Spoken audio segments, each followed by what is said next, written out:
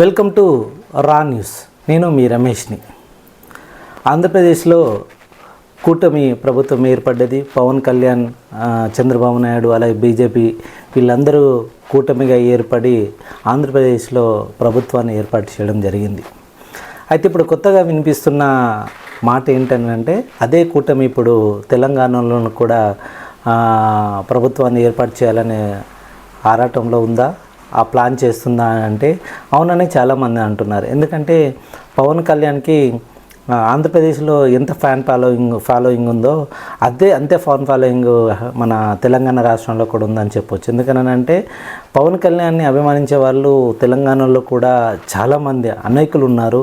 తన యొక్క వెంట నడిచే వాళ్ళు, తన యొక్క భావాలను అర్థం చేసుకునే వాళ్ళు, జన సైనికులు చాలామంది ఇక్కడనే ఉన్నారు. అలాగే మనం చెప్పొచ్చు తెలంగాణలో తెలుగుదేశం కూడా గట్టి పునాది ఉంది. ఎందుకనంటే తెలుగుదేశానికి కార్యకర్తలు కూడా చాలామంది తెలంగాణలో మనం చూసుకుంటే మంచి పునాదితోటి ఇక్కడ తెలుగుదేశం కార్యకర్తలు కూడా చాలామంది వాటి పార్టీకి ఇప్పటికి కూడా పనిచేయడానికి సిద్ధంగా ఉన్నారని చాలామంది అంటున్నారు.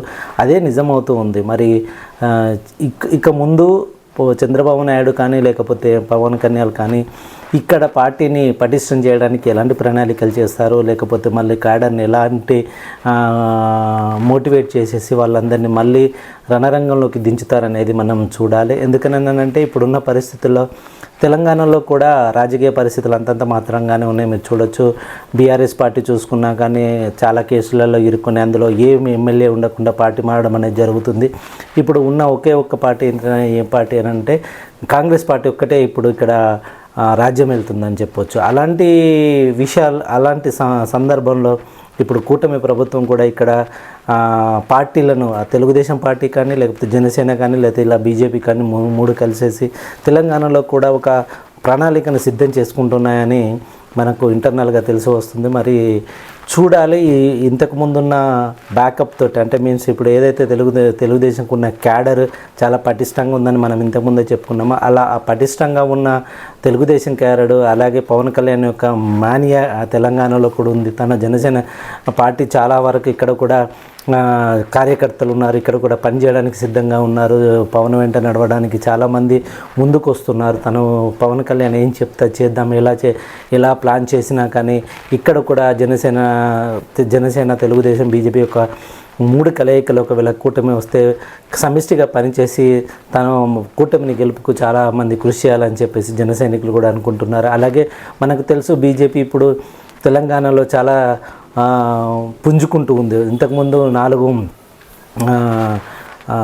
లోక్సభ సీట్లు ఉంటే ఇప్పుడు 8 లోక్సభ సీట్లు అయినాయి. అలాగే మనకి ఇప్పుడు అసెంబ్లీ సీట్లు కూడా మనకు మంచి పర్సంటేజ్ తోటి ఇప్పుడు బీజేపీ కూడా తెలంగాణలో చాలా పటిష్టంగా ఎదుగుతూ వస్తుంది. ఇప్పుడు ఈ మూడు కలిసేసి మళ్ళీ సేమ్ ఎలాగో ఆంధ్రప్రదేశ్లో ఎలాగైతే ప్రభుత్వాన్ని ఏర్పాటు చేశాయో, ఎలాగైతే కలిసి పనిచేశాయో అలాగే ఇప్పుడు తెలంగాణలో కూడా కలిసి పనిచేసి ఇక్కడ కూడా కూటమి ప్రభుత్వాన్ని ఏర్పాటు చేసే దిశగా అడుగులు వేస్తున్నాయని మనకి ఇంటర్నల్గా తెలుస్తుంది.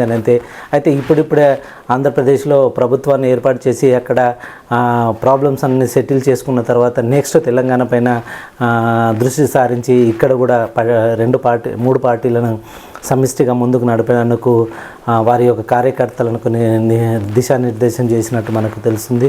అందుకు పవన్ కళ్యాణ్ వచ్చినప్పుడు మనకు కొండగట్టుకు పవన్ కళ్యాణ్ వచ్చినప్పుడు ఎంత జన సైనికులు తన వెంట ఉన్నారు, ఏం జరిగిందనేది ప్రతి ఒక్కరికి తెలుసు. సోషల్ మీడియా ద్వారా కానీ లేకపోతే మనకి టీవీల ద్వారా కానీ చూసే ఉంటారు. పవన్ కళ్యాణ్కి తెలంగాణలో కూడా ఆంధ్రప్రదేశ్లో ఎంత క్రేజ్ ఉందో తెలంగాణలో కూడా అంత క్రేజ్ ఉందని చెప్పేసి మనకి ఇప్పుడు కొండగట్టుకు వచ్చినప్పుడు తెలుస్తూ ఉంది.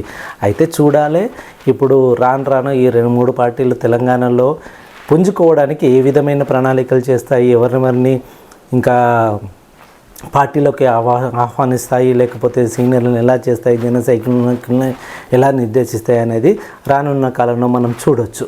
Thank you very much. మీరందరూ రా న్యూస్ చూస్తున్నందుకు. చూడడమే కాదు, దయచేసి దీన్ని సబ్స్క్రైబ్ చేయండి, షేర్ చేయండి, లైక్ చేయండి.